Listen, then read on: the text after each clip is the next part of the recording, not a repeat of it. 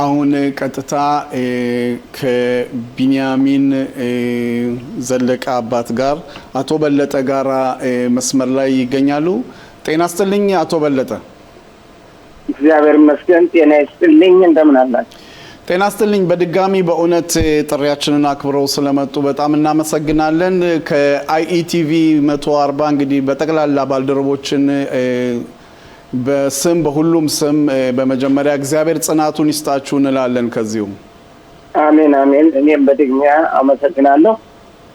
እሺ እንግዲህ የኢማኑ ቢንያሚን ነፍስ ይማር ሁላችንም ጠቅላላ እስራኤልን በእግሩ ያቆመ ነው ማለት ይቻላል። እስራኤል ጠቅላላ የአብዮት በዓሉን ሲያከብር በደረሰው ክስተት መሰረት ነው እንግዲህ ወንድማችን በወጣቶች የተገደለውና ይህንን ባስመለከተ እስኪ በመጀመሪያ ይመኑ ቢንያሚን ማን ነው? እንዴት ነበር? እሱን ያስተዋውቁንና በኋላ ወደ ክስተቱ እንገባለን። አቶ በለጠ።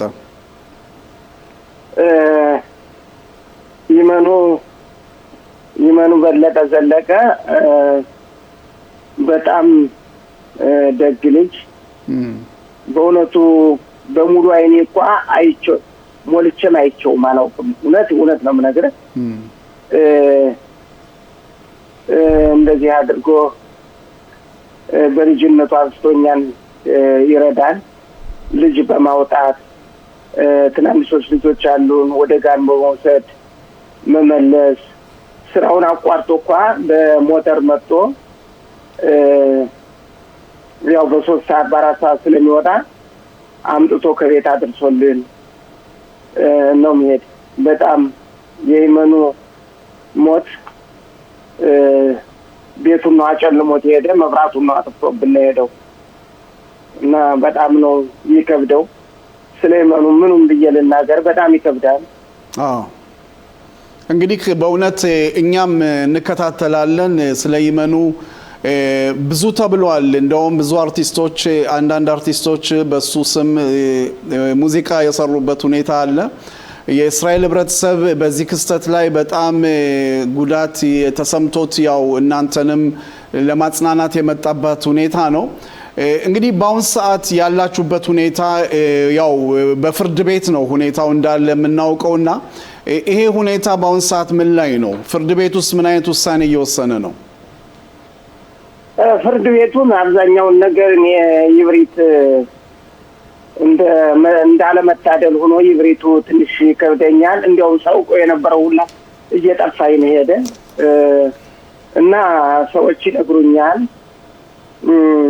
በእውነቱ ነገር ይመኑ ዘለቀ በየውም አጥማውት በመደሰቻችን ቀን ወንድም ተወንድሙ እህት ተእህቱ ጋር ልጅ ታባቱ ጋር ተገናኝቶ በዓል በሚያከብርበት ቀን እስቲ ትንሽ ለአንዳንድ ነገር ቢሆን ብሎ ለስራ ብሎ ሄዶ በኋላው ሲቀር ያሳዝናል። ይሄ ያለ ወይም ባልየ ቦታ ወይም መጥፎ ቦታ ሂዶ አይደለም የተገደለ ከስራ ላይ ያለ ፈክረው እንገላለን ብለው ስትወጣ እናገኛለን ብለው ራሱ አክራዩም ባለቤትየውም ያውቃል።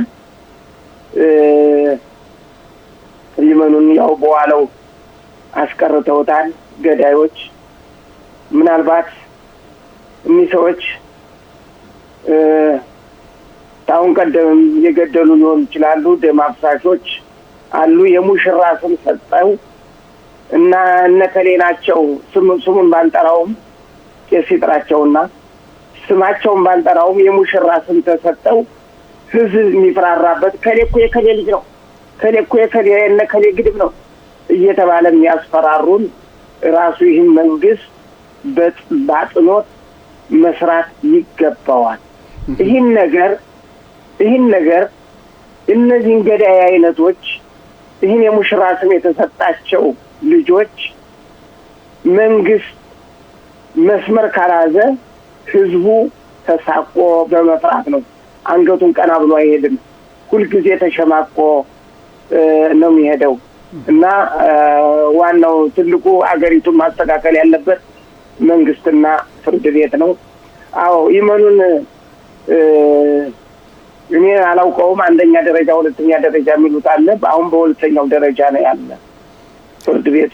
አዎ እንግዲህ ባሳለፍነው የፍርድ ቤቱ ውሳኔ የነበረው በችለተኝነት ነው እንጂ ለመግደል አልወሰኑም የሚል ውሳኔ ወስኖ ያው ሁሉንም አስቆጥቷል፣ እኛንም ጭምር አስቆጥቷል። በፔታህ ቲክቫ ፍርድ ቤት የነበረውን ሁኔታ ተከታትለናልና በአሁን ሰዓት ገዳዩ እንግዲህ በዛ ያሉ ሁሉም የተባበሩ ቢኖሩም የወጋው እንግዲህ በቅርብ ቀን እንደገና ለፍርድ እንደሚቀርብ ነው።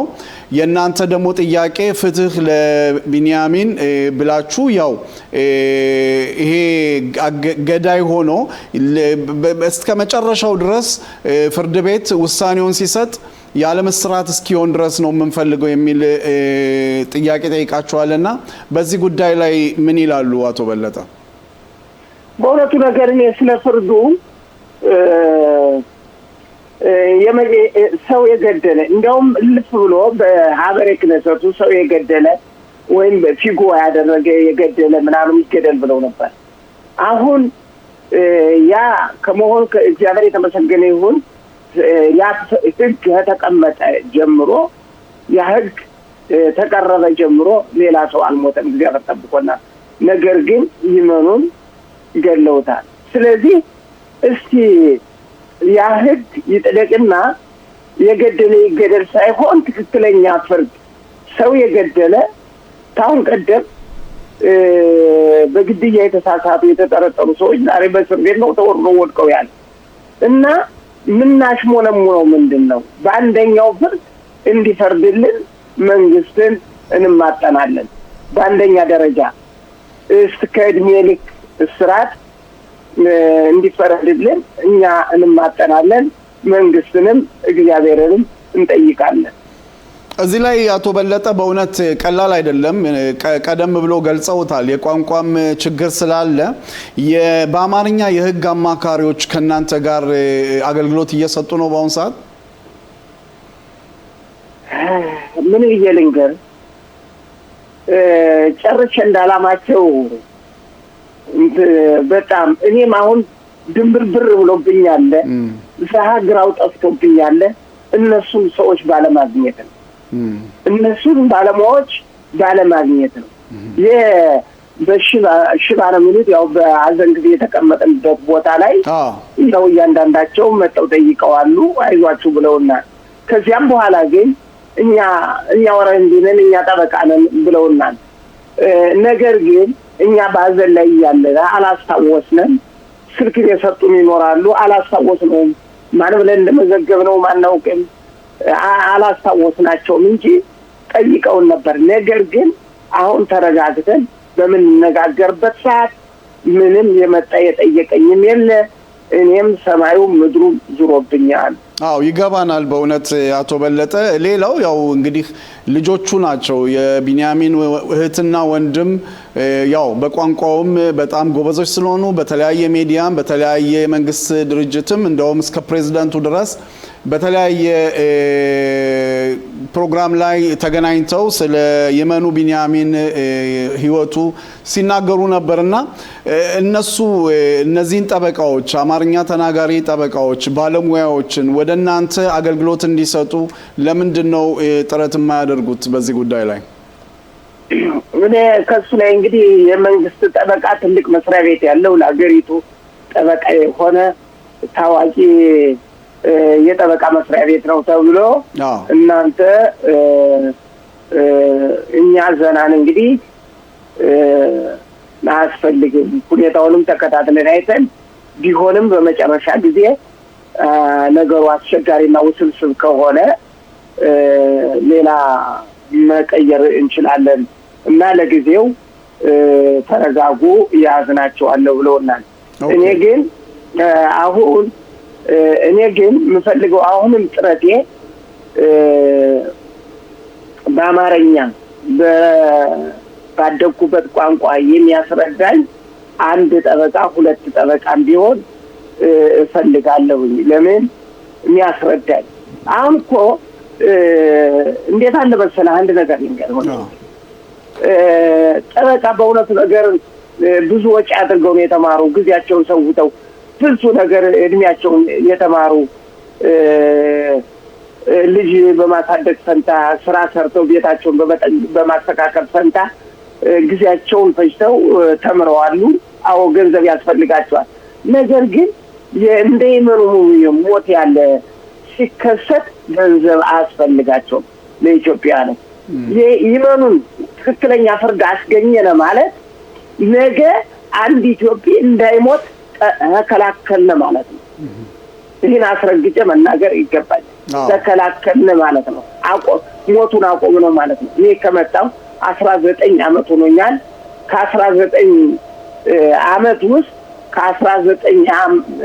ከ19 ሰው በበላይ በሰው እጅ የጠፋ ሰው ይኖራል እርግጠኛ ነኝ። በትግል በሄዱበት ቦታ ሞተው የሚመጡ አሉ። ምን ይላሉ? ብዙ በግፍ የተገደሉ የይመኑ ወንድሞች የይመኑ ወገኖች ተገለዋሉ። ግን አሁን ማንም ይሁን አጎናችን እንድትቆሙ ሞት በይመኑ ይበቃል ነው ምለው ያለ እና ይሄ ነው እንግዲህ በእውነት ጥሩ መልእክት ነው። በዚህ አጋጣሚ ባለሙያዎች የሚሰሙን ካሉ ያው የህግ ባለሙያዎች ግዴታ ነው አማርኛ ተናጋሪዎች እንዲህ አይነት ክስተቶች ሲደርሱ ቶሎ ደርሶ ለህብረተሰቡ ጎን ቆሞ በእውነት አገልግሎት ለመስጠት አስፈላጊ ነው። እንግዲህ የይመኑ ቢንያሚን ታሪክን በእውነት የማያውቀው የለም። በአጸያፊ ሁኔታ የተደረገ ክስተት ነውና መንግስት ያው በመንግስትም በኩል አንዳንድ የሰማነው መረጃዎች አሉ። ሆኖም ግን በአሁን ሰዓት ፍርድ ቤት የሚሰጠውን ውሳኔ እየጠበቃችሁ ነውና የሚቀጥለው የፍርድ ቤት ውሳኔ መቼ ነው? ቀኑን ታውቁታላችሁ አቶ በለጠ? አዎ እኔ አዘጋጅቻለሁ። አሁን በእውነቱ ነገር አዳምጡ። አባቶች፣ እናቶች፣ ወንድሞች፣ እህቶች ይመኑን የመሰለ አበባ ተቀንጥሶ በገዳዮች ስለቀረ ዛሬም ሆነ ነገ ከጎኔ እንዳትለዩ። ቀኑ ምናልባት ቀኑ 8/6 ወር 2026 ሉድ ላይ መጣችሁ ተጎኔ እንድትቆሙ ምናልባት ይመኑን የመሰለ ልጅ ሙቶ ምናልባት በሌሊት የሚሰራ ሰው አለ፣ ማልዳ የሚሰራ ሰው አለ። በሌሊት የምትሰሩ ጊዜ ያላችሁ አብራችሁን ቁሙ፣ ድምፅ ሁኑ ወንድሞቼ። እኔ ሁለመናዬ ነገር ጨልሞብኛል። እስኪ ለእናንተ የአንድ ቀን ስራ ይቅር ብላችሁ ከጎኔ ቁሙ ወንድሞቼ። ይሄን ነው ምለው። እንግዲህ ምናልባት አንድ ነገር የረሳሁት አለ። ይቀጥሉ። አባቶች፣ ቄሶች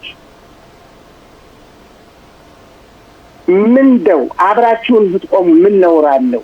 ትክክለኛ ፍርድ ይፈረድ ብላችሁ አብራችሁን ብትቆሙ ግዳፉ ተጎናችን እኛም ደስ ይለናል። ለካስ አባቶችም አሉን ብለን ኩራት እንዲሰማን ቄሶችም ለኛ ደመቃችን ኮከባችን ስለሆናችሁ አብራችሁን እንድትቆሙ እንደገና ራቦች ለራብ ኢትዮጵያውያን በጎናችን አብራችሁን እንድትቆሙ በ8/6 ወር 2026 ሉድ በ9 ሰዓት ነው ፍርድ ቤቱ። አስቀድመን በ8 ሰዓት እንገኛለን። ይሄም ስል ግን ቁጣ የሌለው ስድብ የሌለው ሰውን ማስቀየም በሌለበት ብቻ ድምፅ ለይመኑ እውነተኛ ፍርድ ለይመኑ ዘለቀ፣ እውነተኛ ፍርድ ለወንድማችን ቢንያሚን የሚል ቃላት ብቻ በመናገር አብራችሁን ቁሙ። ደህና ሁኑልኝ። እንግዲህ እዚህ ላይ የመጨረሻ ጥያቄ አቶ በለጠ፣ ይመኑ ለስራ ነው በዛ ምሽት የወጣው። ሁላችንም እንደተናገርነው እንግዲህ እስራኤል የአብዮት በዓሏን እያከበረችበት ምሽት ነው። ለመጨረሻ ጊዜ የሚያስታውሱት ከይመኑ ጋር የተነጋገሩት ንግግር ካለ ወደ ስራ ከመውጣቱ በፊት ወይም ከዛም በኋላ እንዴት ነው የተነጋገራችሁት ነገር አለ? ምን የሚያስታውሱት አለ? አሁን ለማስታወስ ያህል ይመኑን ይመኑ እኔ ማስታውሰው ይመኑ ያደግ ትመስለኛለህ ልዳርህ ይዋለው እሱ ደግሞ ያው መቼም ልጆች እንትን ነው ጎረምረም ማለና ዝም ማለ ከዚያ ግን ምንድነው ተነጋግረን እንደ ቤተሰብ ነው ተነጋገርነው በግል ሳይሆን ያምላኬ ዘለቀ የልደት ነበር አመት እና ምናከብረው የነበረ በያብኒ በሚቶቹ ቦታ ነበር ምናከብረው ይህን እሱም ስራ ምሽቶ መጥቶ አርፎ ማልዳ ደግሞ በ9 ሰዓት በመናምን ወደ እዚያው እንደምንሄድና ከሚቶቹ ጋር እንደምናከብርና ይህን ነው እንደ ቤተሰብ ተነጋግረን የነበር እና የአምላኬ ዘለቀን ልደት በዚህ እንደምናከብር ይህን ሁላችን ተነጋግረናል። ነገር ግን ሰው ታለው እግዚአብሔር ያለው ሆነና ይመኑ ተቀይቶ በኋላበት ቀረ ነው ማለት እንግዲህ ለመድገም ያህል መልእክቶን እርግጠኛ ነኝ ተመልካቾቻችንም እየሰሙት ነው። እድሜ የማይገድበው እንግዲህ ትግል ነው። ፍትህ ለይመኑ በ8/6 ወር 2026 በሉድ ከተማ በሚገኘው ፍርድ ቤት ተገኝታችሁ እባካችሁ ከጎናችን ቁሙ። በመትመጡበትም ጊዜ እኛ የምንፈልገው ሰላማዊ ሰልፍ ነው፣ ፍትህ ለይመኑ ነው፣ ሌላ ብጥብጥም አንፈልግም የሚል መልእክት ነው እንግዲህ ቀጥታ ለህብረተሰባችን ያስተላለፉት። እኛም እሺ ላስተካክሎ እኔ ልናገር እንግዲህ አዳማጮችም ያው ታስተካክላላችሁ። ያው እንግዲህ በቀን 8/6/2026 ለይመኑ ፍርድ ቤት በዚህን ቀን ስላለ የተከበራችሁ ወንድሞች፣ አባቶች፣ እናቶች፣ እህቶች ተጎናችን እንድትቆሙ ግዳፍ እንድትሆኑን ነው። ሰላማዊ ሰልፍ አይደለም፣ ሰላማዊ ሰልፍ አንልም። ግዳፍ እንድትሆኑን ነው፣ ድምጽ እንድትሆኑን ተጎናችን እንድትቆሙ ነው የሚለው ያለ። እሺ በጣም ትክክል። እንግዲህ ስላስተካከሉ አቶ በለጠ ዘለቀ በጣም አመሰግናለሁ። እንግዲህ ከዚሁ ከአይቲቪ ባልደረቦቼ ለቢንያሚን እናትም ሰላምታችንን ጽናቱን አቅርቡልን።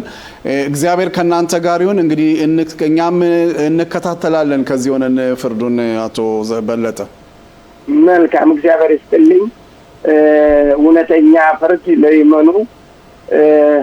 አንተ እንደው አንድ ነገር ከዚህ ቀርቶ እኮ ኢትዮጵያ እኮ የሆነ ፎቶ ምናምን ይዘዋወራል። ኢትዮጵያም እኮ አደባልቀውታም በሰላማዊ ሰልፍ ያው ደመር ነው የሚባለው። በደመሩ ላይ ድምፅ ሆነዋል። ሰሚት አለ፣ ሰሚ መንግስት አለ፣ ሰሚ ፍርድ ቤት ካለ ምናልባት እነዚህ ብሎ ካላቁን በቀር በኢትዮጵያ ውስጥም ድምፅ ይመኑ ዘለቀ በጊዜ ተገደለ ብለው አስተላልፈዋል። እንግዲህ ለሚቀጥለው በእውነት በድጋሚ ስንጋብዘው ይሄንንም ፊልም ለህብረተሰባችን እናሳያለን።